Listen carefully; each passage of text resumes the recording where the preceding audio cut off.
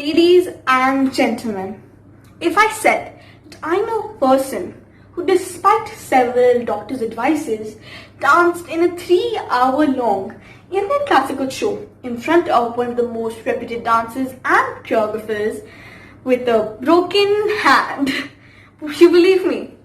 If I said that seemingly broken hand was caused by them trying to play football for the school's team with a basketball, would that make you laugh at their stupidity?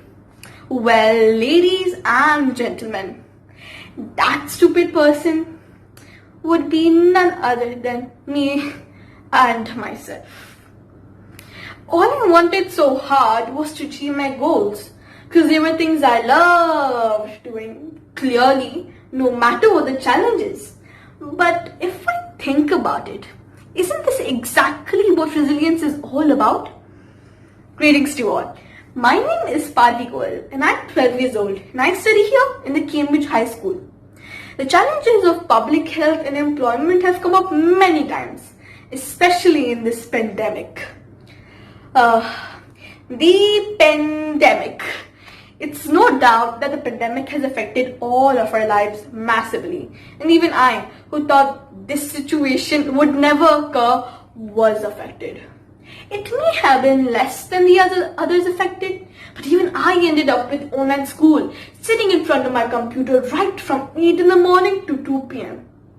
And while I was stuck at my home and my life went on, I soon realized I didn't need any of those luxury items. I lived a fun and healthy life without going to the public world, which I thought was my utmost priority earlier. But, yes, there's always a but. While I only came to terms with my basic needs, some people out in the world couldn't even provide for that. Let me tell you yet another incident. So, back in the olden days, especially in my home country, India, education wasn't taken seriously. For instance, my grandma was only allowed to study till the 10th grade, as her sisters got married and now she had to take care of the house, which included her cooking, cleaning, sewing, and all the things girls were expected to do during those times. And despite the message being taught that girls shouldn't have an education, my grandma made sure that my mother got an education so well that today she has a PhD in economics.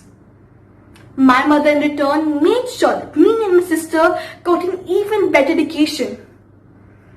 I think all the kids over here can agree on how privileged we are to get things like a roof above our heads, food to eat, or something like education. Now, remember when I said this happened in the olden times? It's a bitter truth, but it's not just in the olden times. Even today, education isn't given much importance. Why? Would anyone over here argue with me that education is not the people's future? No, right? So how can we take away people's future? No, we just can't. And that's why we need a change in people's mindset, because education has so many potential benefits. It can make you someone, take you somewhere. And I know it's quite simple to say, oh, we need a change. But every small step taken by us can help us win this big race.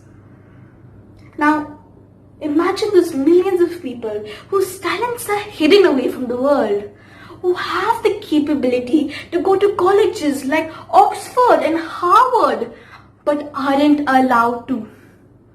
I think we all need to help these children if we want to see a betterment in our society. We need these people who can think outside of the box. We need these children.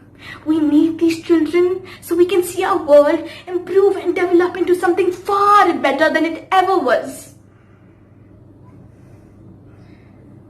Now, every kid is a champion and everyone is unique in their own way. But we need that change to allow every person in this world a right chance, their chance. be it education or anything else. Collectively, we all need to use our voices for a change. Now, only if I use that same determination I used to dance with a broken hand for causes that could benefit the society. And no, not just the society, but me as well, because I fall into that society and I want to live in a better world. So the only thing we need to stop now is the if only. It's time to get into action. So honestly, what are we all waiting for? It's time to be a champion.